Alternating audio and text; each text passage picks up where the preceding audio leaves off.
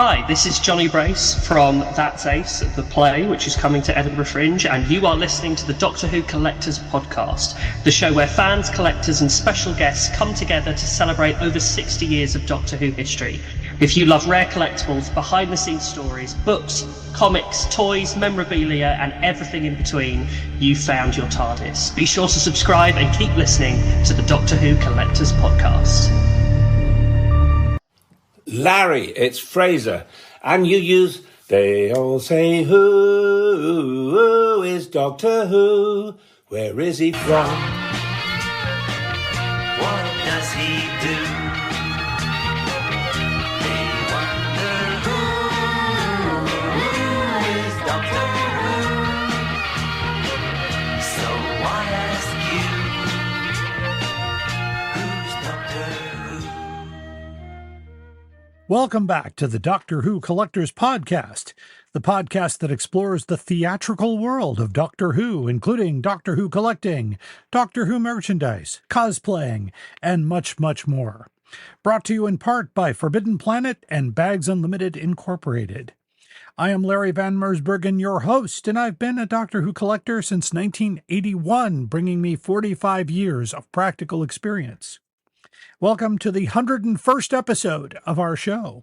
It's been great fun to have this many episodes air on this platform or whatever platform you're listening on, and thank you for your support. Just in case you don't know or you're new to the podcast, I opened up one of the first Doctor Who stores in Chicago, served the Doctor Who fans exclusively. We called it Bundles from Britain back in 1984, and it celebrated its 40th anniversary back in 2024. We're mentioned in a book called Red, White, and Who, the story of Doctor Who in America, sadly out of print at this time. So we're hoping that you will contact ATB Publishing, that's Arthur T. Bloomberg, and let them know you want to see that book back in print, or have them sell it back to the authors so that another publisher can have a crack at it. All right. We are part of the Direction Point Doctor Who Podcast Network. You can find some more great podcasts like ours at directionpoint.org. If you are a Doctor Who podcaster, join today and join the ranks of great shows such as Time Streams, Police Box in a Junkyard, the Doctor Who Target Book Club podcast, Traveling the Vortex, Doctor Who Literature, and Time Ram, plus many more. Speaking of links, of course, all collectors out there need to have these links handy on their computer. On mine, they're at the top bar of my Google Chrome.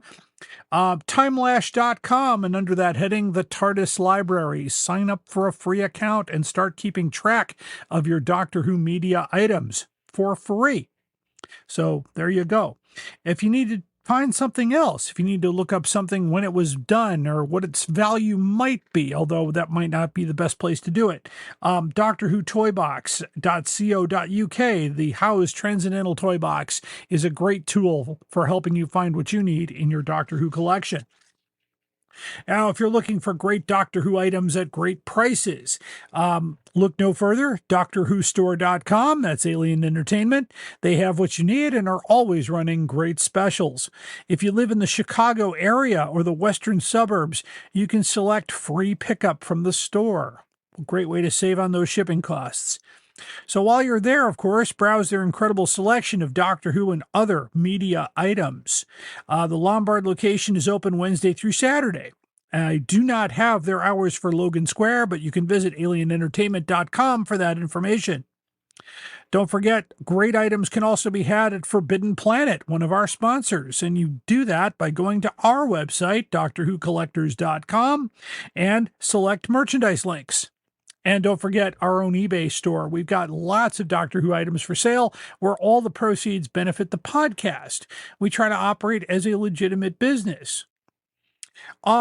Finally, make sure that you support our good friends at Who North America, and they are at whona.com. And, of course, our friends in London, the Who Shop out there. So thank you, Alex and Owen and all the listeners there for keeping the show on in the shop. I appreciate that a lot. And you can find them at thewhoshop.com. You don't need those W's anymore. It shows you how old I am. www.this.com. You know, that was how we did it back then. In addition to all the podcasts on our website, all of them, all 101 episodes, we have the complete guide to Doctor Who classic hardcover books. Those are the books published between 1964 and 1988 from basically various publishers like White Lion and Wingate and W.H. Allen, Longbow, and Frederick Muller, and Aeonian Emerin, and Belson Doubleday. So there you go. Check that out. If you're looking for a guide to help you price your collectibles or to see if a good price is to be had. What is going on? Okay, my next appearance will be at Doctoberfest, set for Saturday, October 17th at Who North America in Canby, Indiana. Make it a weekend. Come down Friday. Spend some time shopping at the shop on Friday. Get a local hotel. Join us for breakfast in the morning, and then spend an entire festival day with us at Who North America. I am a headline guest. I will be doing the history of Doctor Who in comic form from 1964 to as close to the present day as I can get, and how it evolved from a weekly comic in a newspaper to Doctor Who weekly and monthly to the comic series, the various comic book series. So it might be an interesting talk. I will have, of course, artifacts from the collection. If you would like to have me present at your convention, that would be great. I would love to have you. You can just contact me at drwhocollectorspodcast@gmail.com. Now, before I move too far ahead, we've got some announcements coming out of Chicago TARDIS. Now, Chicago TARDIS is Thanksgiving weekend. It's always the day after Thanksgiving till Sunday at the Westin Hotel in Lombard. We have Jodie Whittaker, the 13th Doctor. We've got Jeffrey Beavers, the Master from The Keeper of Traken, and also his daughter, Daisy Ashford, who plays Liz Shaw for Big Finish. We'll also have Jason Haig-Ellery, the CEO, Big Honcho at Big Finish. So more guest announcements coming soon. So to keep tuned in to Chicago TARDIS on your various social media platforms, as well as chicagotardis.com. We love talking to collectors. If you want to share your story here, you want to be on the show and talk about your love for Doctor Who collecting, or is it a cosplaying? Are you building a TARDIS? Are you building a console room? Are you putting on a show? Are you trying to keep Doctor Who alive during these wilderness years? Contact me at drwhocollectorspodcast@gmail.com. Let's get you on the show. On today's show, I am talking with Jonathon Brace. He is the director, writer, producer of a show called That's Ace. And right now it's appearing in the UK. And one of the shows I heard was sold out. So you can hear more about that just a little bit later on in the program. Video interviews. All the video interviews I do on Zoom are now going to be available on our YouTube page. We have given up on our Patreon account for the most part. We got hacked into it and we lost over $700 in the process. So unfortunately, we have not made that back, but you can help us reach to a monetized level on YouTube. Just subscribe to us on YouTube. We're hoping to reach the relevant number of subscribers so that we can start pulling in some revenue from there. All the revenue pays for the show. Right now, we've got our Tim Traylor interview and our Peter Purvis interview, which has only been on Patreon for now, but you can see it on YouTube. So there you go. So check us out. Just go to YouTube, search for Doctor Who Collectors Podcast. You'll see our logo. It should be pretty easy to find. If you'd like to support us in the old way, we're still we're still able to be supported on Podbean because we are a Podbean podcast. drwhocollectors.podbean.com. Just click the Become a Patron and support us at any level. So there you go. Our theme song is Who's Doctor Who, composed by Barry Mason and Les Reed, performed by Fraser Hines, used with permission. You can hear this podcast anywhere you get your podcasts, starting with Apple Podcasts, Pandora, iHeartRadio, Podbean, and many, many more. We are also a Direction Point Network podcast at directionpoint.org. All right, we're going to take a quick break here and hear from some of our other Direction Point podcasters. And we'll, of course, have a little bit of my time. I've got some things to talk about. And, of course, our main story. And we always finish our shows with the most outrageous offer. Stay tuned. Traveling the Vortex. Are you ready to embark on an epic journey through time and space? Join the thousands of Whovians around the world who've discovered Traveling the Vortex, the ultimate Doctor Who podcast for die-hard fans and curious newcomers alike. Every week, we dive deep into the Whoniverse, discussing the episodes, theories, and hidden gems. We dissect the Doctor's adventures, share behind-the-scenes stories, and explore the legacy of this iconic show. Traveling the Vortex brings fans together, fostering a global community of Whovians. Whether you're a fan of classic or new Who, there's something for everyone. Join us on this incredible journey as we unravel the mysteries of time and space. Don't miss out. Subscribe to Traveling the Vortex today on your favorite podcast platform. Traveling the Vortex. Your ticket to adventure awaits. Traveling the Vortex is a proud member of the Direction Point Podcast Network. You're listening to the Doctor Who Collectors Podcast. Keep collecting. Hi, I'm Juliet. And I'm Nathan. Experience Doctor Who from the very beginning through a classic fan's eyes. And through the eyes of a new Who fan. Reminisce and relive those classic moments with Nathan as he offers fun insight. Or experience them for the first time with Juliet as she dwells on social issues, history, fashion, and the size of a flashlight. We're the Time Streams podcast. Find us on Spotify, Stitcher, or Apple Podcasts. You're listening to the Doctor Who Collectors Podcast. Keep collecting. It's my time. Hi, and welcome to My Time. It's been great to hear from all of you. We've heard a lot from you on our TikTok channel. Check us out on TikTok. Just go there and look up Doctor Who Collectors Podcast, and you'll find us pretty fast.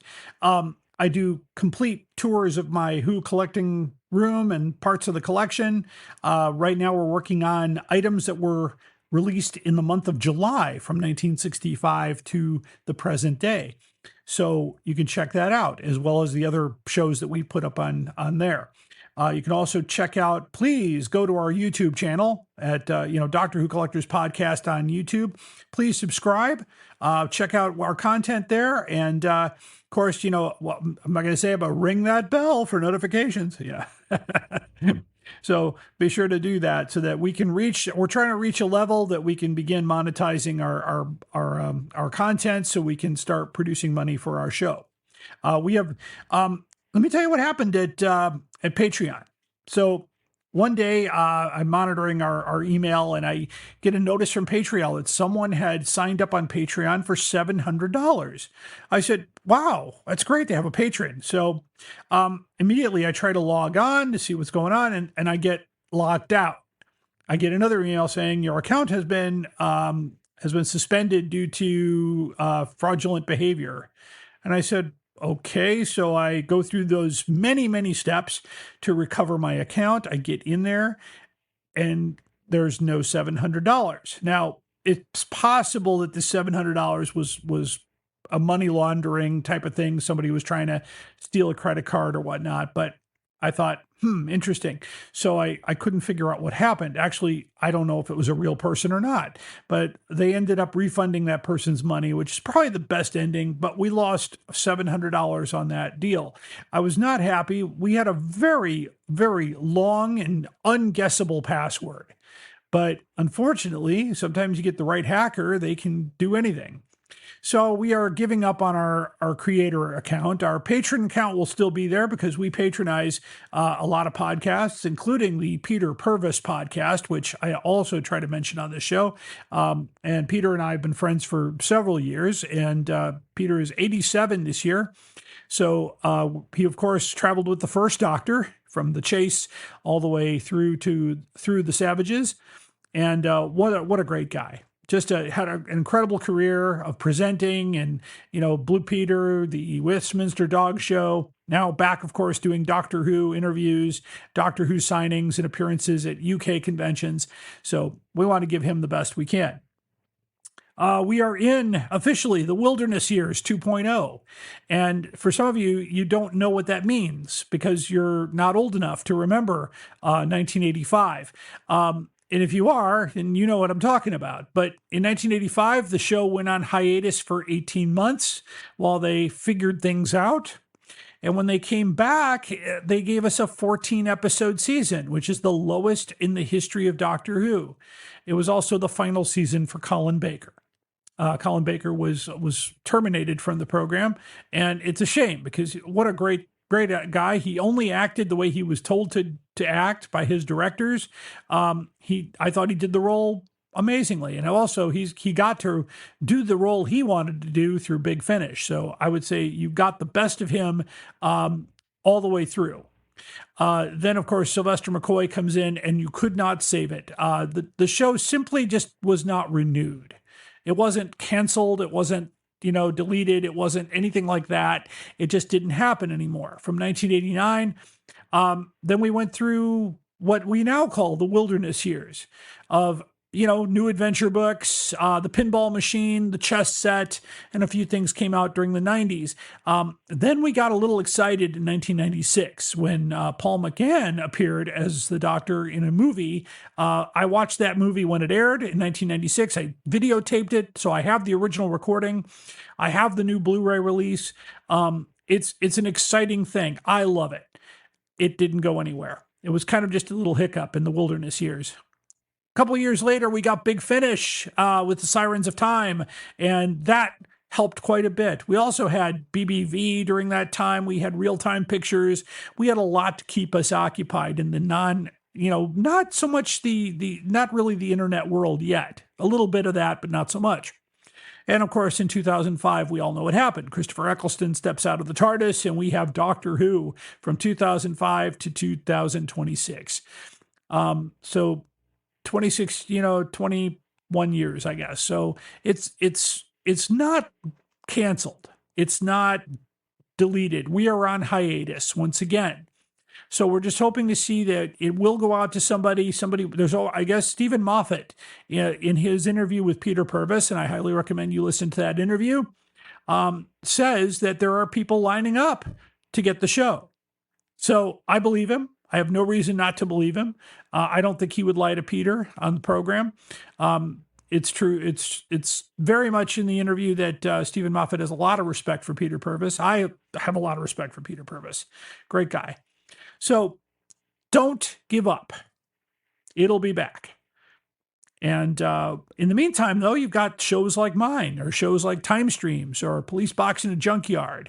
Tune into a Doctor Who podcast, or some people are doing their own video projects. I've participated in a couple myself. I've been in a couple documentaries. I'm actually in, I was supposed to be in the Doctor on Display one for the USA tour, but my material was all cut. And some of my comments appear in the bonus video section. So it's like bonus video. Yay. So when they premiered it at Gallifrey 1, I was reported back that I'm not in the show. I'm not in the movie. I'm like, what? I had a lot to say. I mean, I had a very different angle from the Chicago thing, which we're going to do a show about. We're going to have some folks on here. Hopefully we'll get Nick Seidler back, and maybe Stephen Warren Hill and Ulwithus Pegon and Russell McGee, and we'll talk about what did not get into the movie. Because, I don't blame, I am very good friends with Keith Barnfather, the head of Real Time Pictures. He had someone else do the editing, so it's not, I don't lay that at his feet at all. He's a great guy, and if you're listening, you're a brother. So it's not that. But we will hopefully get that information to you soon. We're also going to lock in our interview with Lisa Bowerman this year. She keeps coming back to me. She's a busy woman, and I don't, it's been 2 years since she agreed to be on the show, but she's been working all that time, and she's a very busy person, playing Bernice Summerfield and other things that she does. So there we go. So some plans for the future. We've got more lined up for you. There's plenty to talk about. So there you go. So in the meantime, head to our YouTube, head to our TikTok, and tune into this podcast on any platform that you see fit in listening. Okay, we're going to take another break here, and then we're going to get to the main story. Today, we're going to talk to Jonathan Brace, who is running a show called That's Ace. One of my favorite characters, one of my favorite people, Sophie Aldred. So stay tuned. The verboids are probably the best dirty joke in Doctor Who. They're hermaphroditic plants. A lot of plants are. So there you go. It's based on science. No, they'll ship anything. There are probably 11 and handle shippers out there. You just have to drill a hole where his mouth is, and you're all set. You know he needs the room. I've seen it in pictures. I'm not saying you're not a fan. I'm saying you don't know what the fuck you're talking about. Doctor Who gives a drunken Doctor Who podcast for the end times. You are invited on an adventure across all of time and space, in a completely random order. It's the Police Box in the Junkyard podcast. Jump in the TARDIS with your hosts, Eric Gulbranson, Asad Kheshki, and Matthew Kressel. Explore Doctor Who TV stories, audio adventures, and books, both novels and non-fiction. The Police Box in the Junkyard podcast. It's the entire Whoniverse on shuffle. The Police Box in the Junkyard podcast is a member of the Direction Point Network and is available about once a month wherever you find your podcasts. You are listening to the Doctor Who Collectors podcast. Keep collecting. Up there is the scanner, those are the doors, that is a chair with a panda on it. Sheer poetry, dear boy. And now it's time for our main story on the Doctor Who Collectors podcast. Today we're talking with Jonathan Brace, who runs a show called That's Ace, and we're going to talk about that today. So please welcome to my show, Jonathan. How you doing? I'm very good, thank you, mate. Thank you very much for having me. Oh, you're welcome. It's wonderful to have you. Of course, this podcast, we talk about all kinds of things in the world of Doctor Who these days, as we are in the Wilderness Years 2.0, as we've been kind of there. But for listeners who may not know your work, and that could include folks here in the United States, tell us about That's Ace and how did the show begin? Yeah, of course. So That's Ace is a theatre show that is going to the Edinburgh Fringe this year and in the UK. Which is about a young girl called Ace, who has called herself Ace after Sophie Aldred's wonderful Seventh Doctor companion. And the show is sort of her figuring herself out, figuring her sexuality out. She's been invited clubbing by this girl from school, and so she goes clubbing, but has never been before. So she turns up 15 minutes before they open, because to her on time is late. And then spends the whole time talking to the audience, trying to figure out what her feelings are.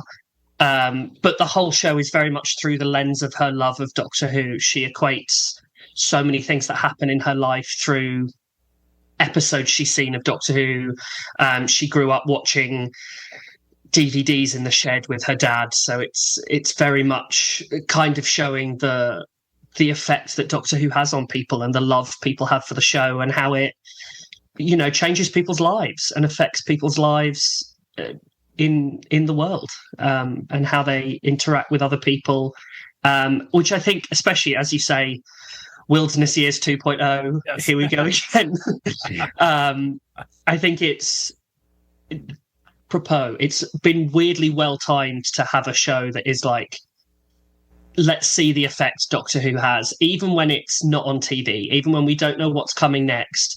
There's such a history and a back catalogue and so much love and stories that will go on affecting people's lives, whoever picks up that tender. I can't agree more, because that's what made us survive the Wilderness Years, the original time.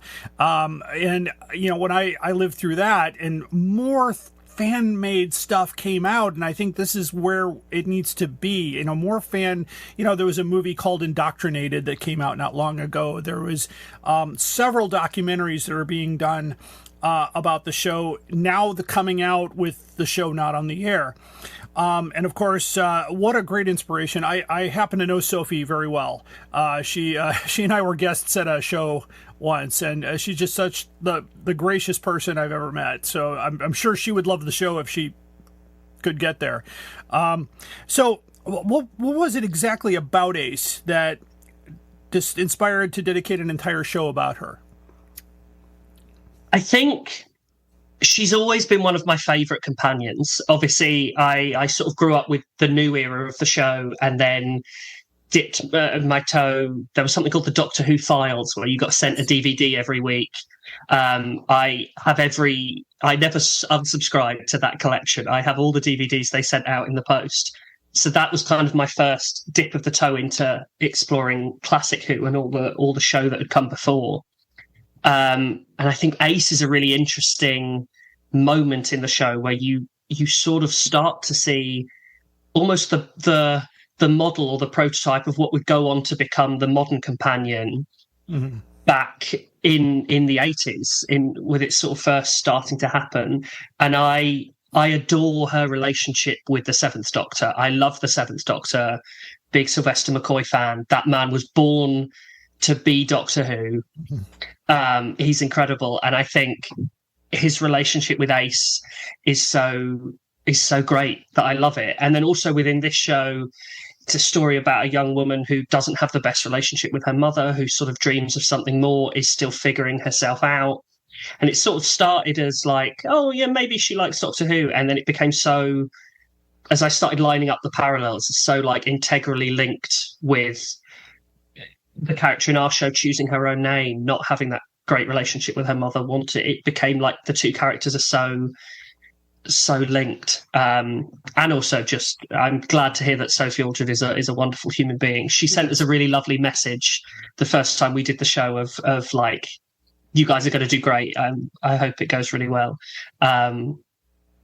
So yeah, it's sort of all spiraled from there. Yeah, and of course the parallels you mentioned of the life of Dorothy McShane, who basically had a huge falling out with her mother, only to realize later in an episode how, what the effect was, and how, and of course this insane story of how she got teleported to a space station, which is still amazing to me. But she reminds me a lot of, she's not the companion that screams. She's not Joe Grant. She's not Sarah Jane Smith. She is somebody who's more than willing to go face to face with an enemy with a bat and nothing more. And that's what's one of the books that I have is the That's Ace book with her with the bat on the cover. Yes, yeah. This is a wonderful, wonderful story. She, I talked with her we had breakfast together one morning, and she just talked about her life, Sophie's life, as far as getting into the role of Ace. And her inspiration, of course, her character was shaped by a man named Andrew Cartmel, who was the script editor for the McCoy era. So, so basically, with that, how do you think Andrew Cartmel's shape of this character kind of transformed Doctor Who in that last season? Your own opinion? Yeah, I think it became very much, they were doing like big character arcs with obviously this idea of like the Seventh Doctor manipulating Ace in a way and trying to help Ace grow, and obviously all the ways her family history and her backstory were tied into the stories that were coming from Doctor Who. I think certainly if you go back to, as you're saying, like Joe Grant and Sarah Jane Smith, they have backstories and they are people, but they're there in the episode and they're there enjoying the stories of the episode. It felt, certainly watching through as a younger person, as a modern fan going back and watching it, it was like, oh, this, you couldn't take Ace out of those stories. Right. Because she's so inexplicably linked with Fenric and with Ghostlight and that specific place and everything that's happening around her. It felt like a really fertile ground that Andrew Cartmel was treading, to be how do we weave the companion in? How do we make the companion not someone who's just reacting to the plot, someone who's integral to that plot, kicking the plot, challenging the Doctor? How is the Doctor challenging them? And I think that's what makes that relationship so sparky and so interesting. I agree. Do you have a favorite Ace story?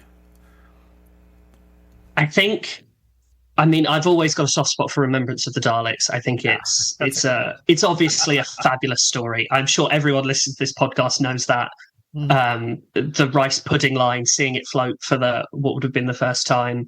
But I love The Curse of Fenric. I think The Curse of Fenric is again a beautiful story, so tied into Ace herself as a character. just think, oh, it's such a good story. So I'd have to say The Curse of Fenric, but with a shout out to Daleks. I agree. Curse of Fenric, it's a dark story. And it's something that Doctor Who fans at the time when it came out were not exactly entirely invested in it because it was so different from what they had just, the greatest show in the galaxy had just, come on this previous season, which was it was dark, but also full of fun. And the Doctor got to do his little act and his bits. And I thought, okay, this took a dark turn, but it turned Ace. At the first time you hear Ace tell the Doctor, "I'm not a little girl, and I'm gonna take care of this," and that reminds me a lot of future companions. You go into like Bill with Peter Capaldi, willing to sacrifice her life to the monks, or Billy Piper standing up to the Daleks, stuff like that. It's really quite a blueprint for what Stephen Moffat did in the new series. And in fact, I just listened to a podcast with Stephen Moffat and Peter Purvis talking about how he shaped things. And he was shaped from the William Hartnell era, which was a little different. You didn't have, you had some screaming companions, but you had characters like Steve, like Sarah Kingdom, who was a soldier. You had characters who weren't afraid to do things. And then, of course, Jamie and the second Doctor, not afraid to, take on stuff. He was a warrior, that kind of thing. So that's great. My favorite Ace story is still The Greatest Show in the Galaxy. I mentioned that one. That was yes. That was a good one as well. Well written, especially as a collector, I'm still trying to find that book on how to juggle that was hanging from the TARDIS in the beginning. Yes. And that particular cover, and of course nobody can't find it anywhere. But it was just such an amazing story. And it was a good one to end that season on as they prepared for the next season, not knowing that it was going to be the final season. Nobody knew that they were going to cancel it. So, basically going into the entire world of Ace, and I don't know if your experience includes the New Adventures at all, the books? Not so much. All right, we will exclude that because Ace takes a completely different turn in the books.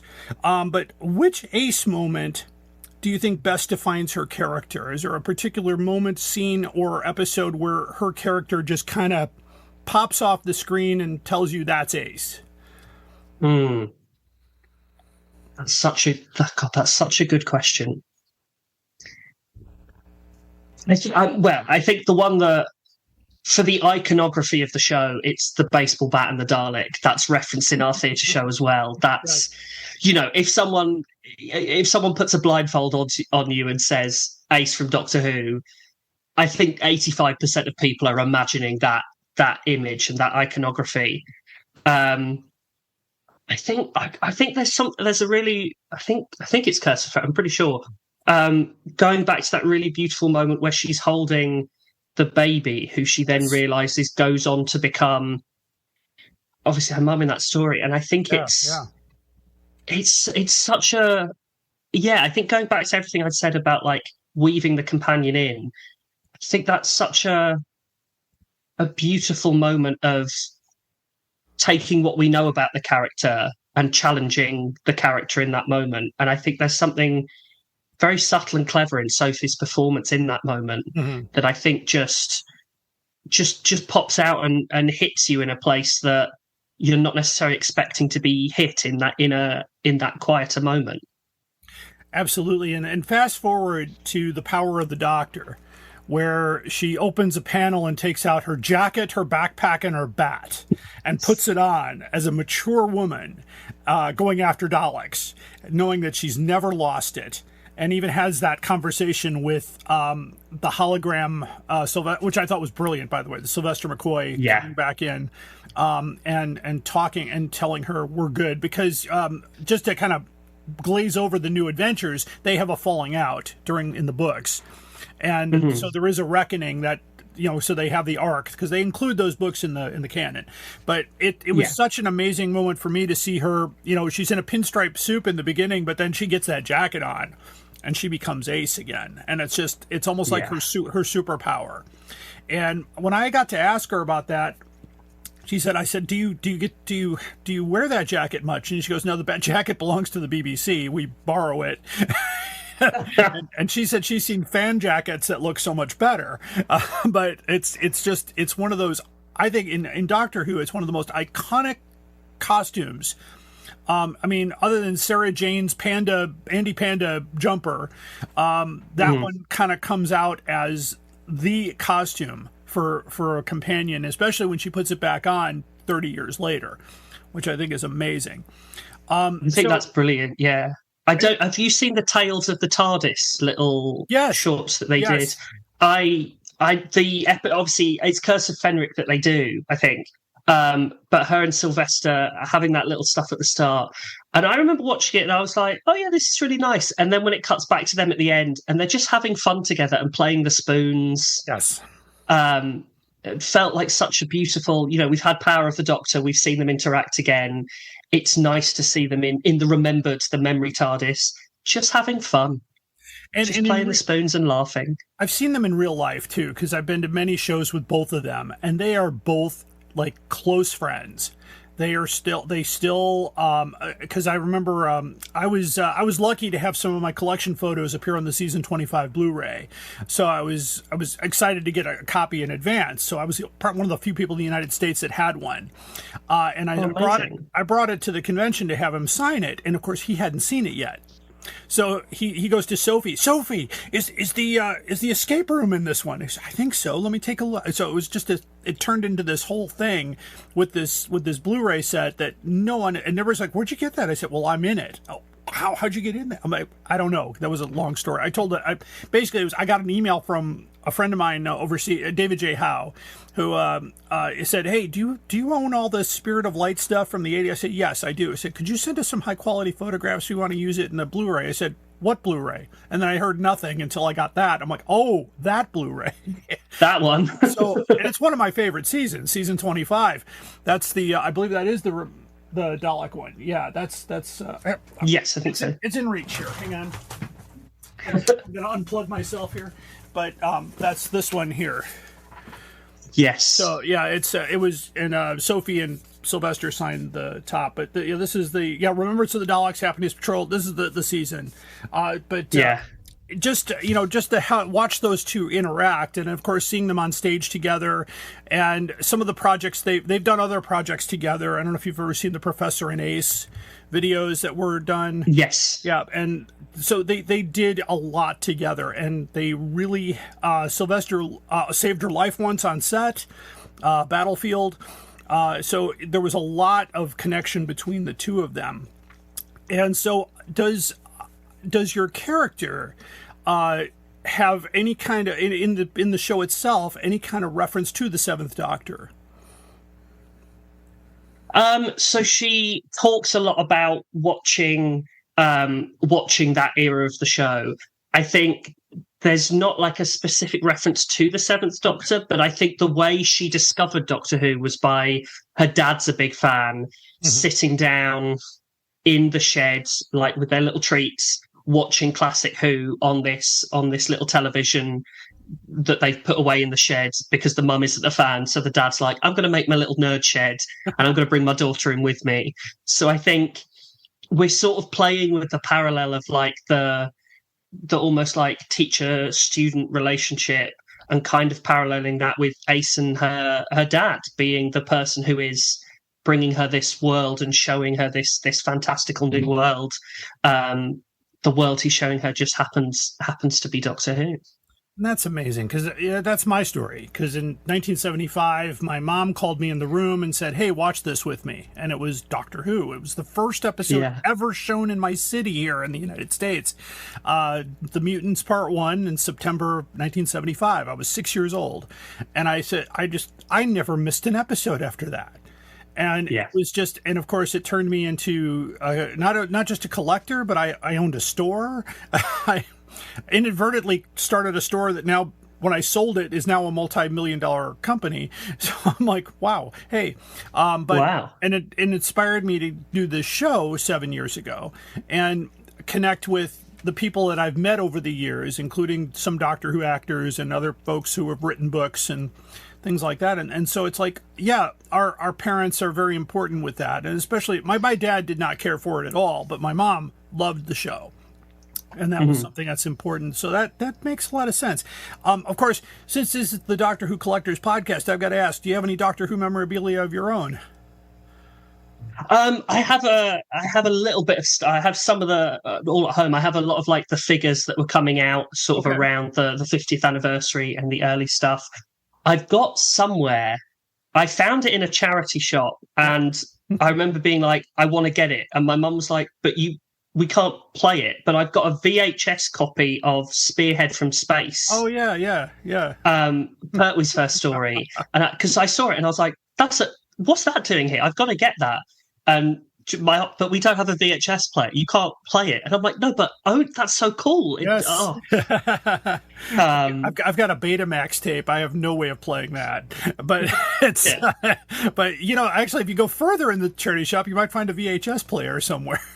And yeah, exactly. There's nothing like playing those. I still have one that works, and every once in a while I'll pop in because like Tomb of the Cybermen went straight to video in the 90s, and I could not wait to get home from college to watch it with my brother, and we just sat in the room and just glued the TV for 90 minutes while this lost story came to life for us.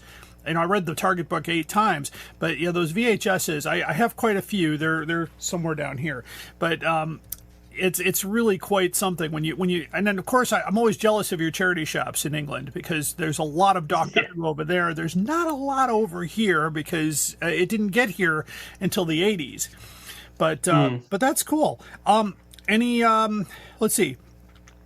Now back to the show. That's Ace. So. Besides the impact of the companion, what else went into what other main topics, without giving away too much, what topics are covered in the show that kind of shape the plot without revealing too much? Because I don't want people to be spoiled here. Yeah, yeah, of course. Well, it's very much sort of like a coming of age story of a young person, and I think something that we found that was really lovely was she. Is essentially trying to decide whether her feelings for her friend are like, I love you as a friend or I love you in a romantic way and I want more than that. And she's practicing these two speeches to deliver to Sasha. And she does them both to the audience. She's like, I can't decide, but I've practiced both of them. And I know I sort of found it as writing it. She delivers this love speech and then she delivers a friend speech. And a lot of the first half of that speech is sort of talking about the reason she found a home with Doctor Who is like the Doctor's traveling with his friends because he's seen everything. He's seen so many things, but he wants to take the people who are special to him and see it through their eyes. And I think that's a theme that runs throughout the play of the connections we make, however, the importance of friendship, the importance of just love, whether that's parental love, whether that's romantic love, whether that's sexual love, whether that's just platonic soulmate kind of love, of the connections we make and the people that we have in our lives. And it was I just started the show. I was like, yeah, she's a Doctor Who fan. She loves Doctor Who. And then by the end of the show, I was like, yeah, Doctor Who, I guess, is a show about friendship, is a show about connection and sharing experiences.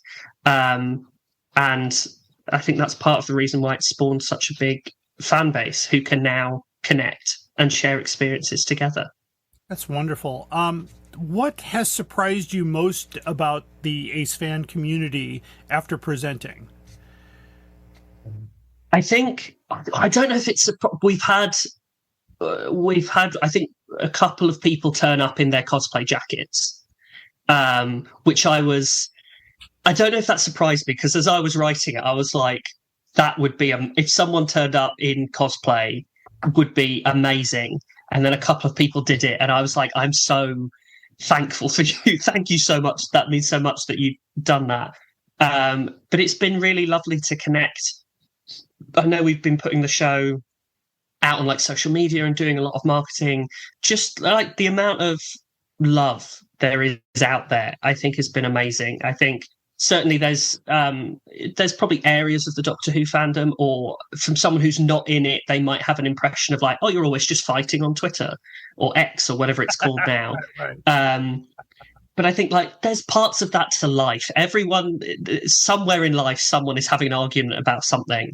But really, if you boil it down and you're putting yourself out there, there's so much love and support in that community, which has been brilliant to sort of dip our toes in with the show and feel that love, and hopefully be able to spread that love and that community to the people who are able to come see the show. That's wonderful. Any plans to bring the show over to the United States? Hopefully.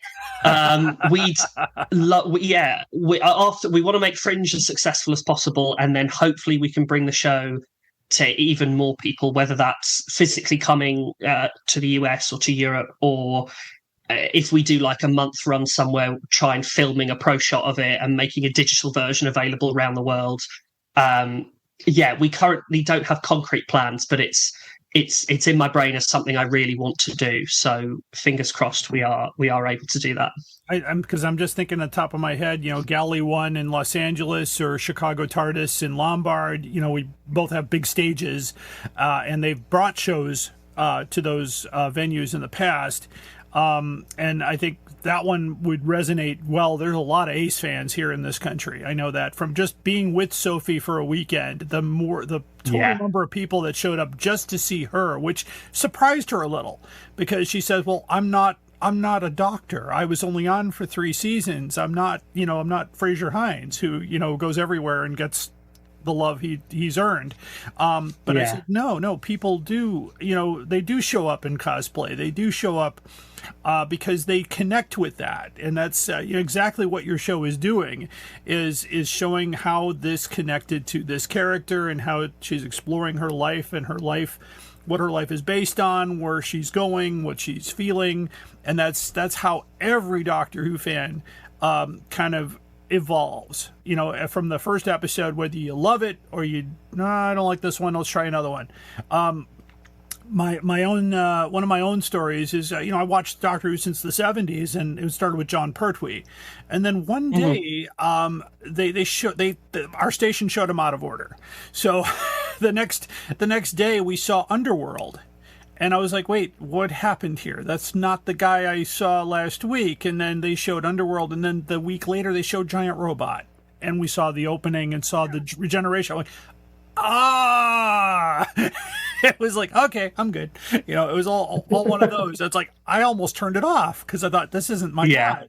But later, growing to love Tom Baker as well as John Pertwee, and shaking hands with Tom Baker was one of the biggest moments of my life. So it was just he was here in Chicago in '84, but just an amazing thing. So so that's Ace. When the run has gone, what's next? Do you have any plans for the next step? So we don't have anything concrete. I think, as I said, we'd love to transfer and do a bigger run here in the UK to a bigger theatre, and find some way of sharing it with more people. I think because the show's about asexuality, which often isn't featured in media at all. Right. Unless you're reading Lungbarrow and the Looms and all that stuff from the Wonderful Wilderness era. But so many like Doctor Who fans who can relate to the show. I'm hoping that, as I say, we're able to bring the show to more people. Or, if there's any TV producers listening, I think it would make a great 6-part TV show.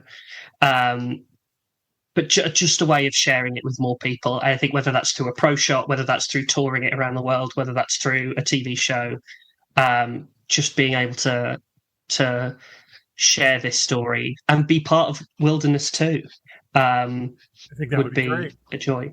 Yeah. I would watch that. And I think you have a good shot because the character Ace, I believe, is owned by Andrew Cartmel, so you could get him to sign on and not have to worry. As long as you don't mention the Doctor or Doctor Who, you're good because the BBC is real protective. But I think that would be a great idea. I'm always saying, hey, why don't we have another TV show? You know, another, Land of Air and Sea still hasn't aired in the United States, by the way.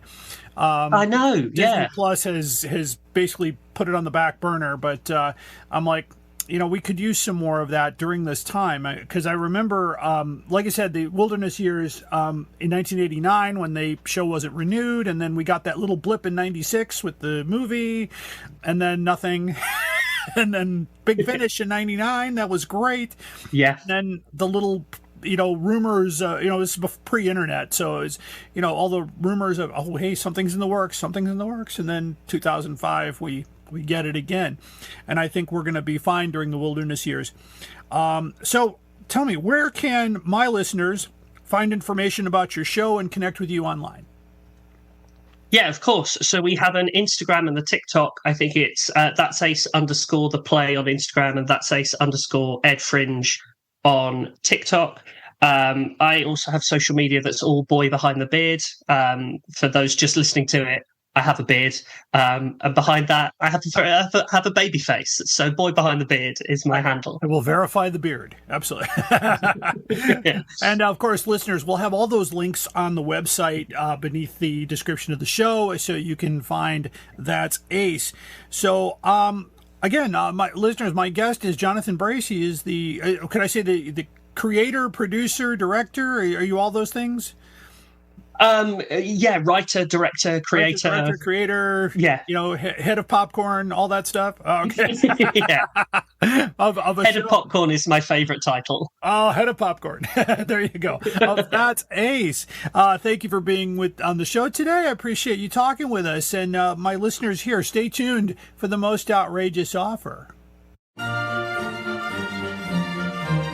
We are going on a journey, a very long journey, through the world of the Target novelizations in publication order. Every week we are looking at a new book, talking about Terrence Dicks, Malcolm Hulke, and all our Doctor Who novelization friends. Whatever you do, keep turning the pages. This is Jason Miller of the Doctor Who Literature Podcast, a member of the Direction Point Podcast Network, and you are listening to the Doctor Who Collectors Podcast. Keep collecting. Hello, fellow time travelers, and welcome to the Doctor Who Target Book Club podcast, the only podcast to discuss, in story order, all the Doctor Who novelizations. My name is Tony Whitt, and every 2 weeks or so, I'm joined by a 2 to 3 person discussion panel, including our so-called expert who's been a Who fan since 1979. That would be me.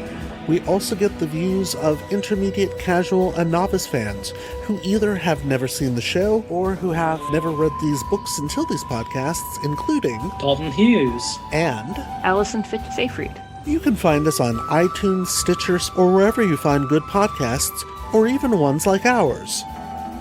You're listening to the Doctor Who Collectors Podcast on the Direction Point Podcast Network. Keep collecting. All my travellings throughout the universe, I have battled against evil, against power-mad conspirators. I should have stayed here. The oldest civilization. Decadent, degenerate, and rotten to the core. Power-mad conspirators, Daleks, Sontarans, Cybermen. They're still in the nursery compared to us. 10 million years of absolute power. That's what it takes to be really corrupt. And now it's time for the most outrageous offer. The most outrageous offer is a Doctor Who item or Doctor Who related item that appears to be priced way beyond it should be. Despite the collectability, we are now looking into other items that may be just way too high.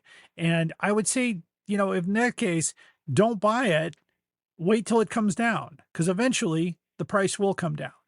If it doesn't sell and they really want to move it, they will do it. Today we're talking about a book by Adam Hargreaves. This is called Doctor Second. This was a child's mashup of Doctor Who. These books were a lot of fun, published by Penguin Young Readers. This was published, it looks like in 2017. And Here is the most outrageous one. Dr. Second, it looks like the book is in condition gut because it's a German seller. Buschservice Antiquariat Lars Lutzer in Wahlstatt, Germany. And that was probably the worst German I've ever done.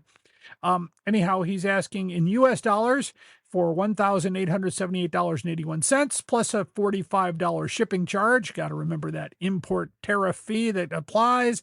And that's absolutely crazy. We did a little digging and we found it for $5.93 from a book in England.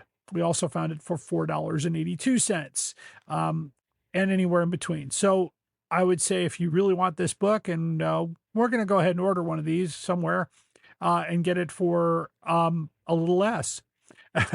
Especially when the other books, Dr. First, Dr. Third, Dr. Fourth, Dr. Fourth is starting at $1.71. So these books are definitely not worth the money. It's just crazy. And we'll be calling out those outrageous offers even more because you, the listener, have been telling me how important that is to you. So thank you. Anyway, thanks for listening. That concludes the most outrageous offer. You'll find links and screenshots on our website under this episode because sometimes these offers disappear when the episode airs. I wonder why. You can't see me, but I'm scratching. I'm kind of doing that imaginary beard pull of humbly wondering why something is. I don't even have a beard. So there we go. Anyway, that wraps up the most outrageous offer, and that wraps up this edition of the Doctor Who Collectors Podcast. I want to thank you for listening. I want to thank my guest today, Mr. Jonathan Brace, who is running a very successful run of a show called That's Ace. So I think if you're in the UK, try to get tickets to that show. I think that would be an amazing thing to help you through our wilderness years.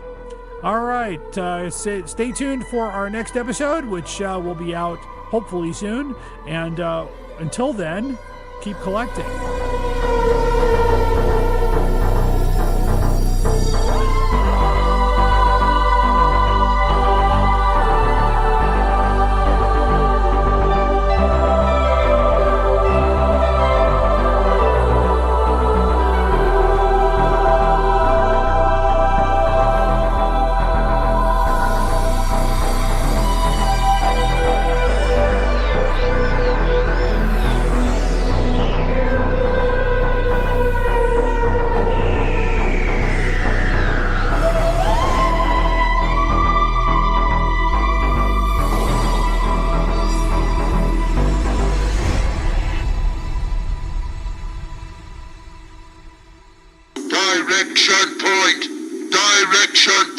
A Doctor Who Podcast Network.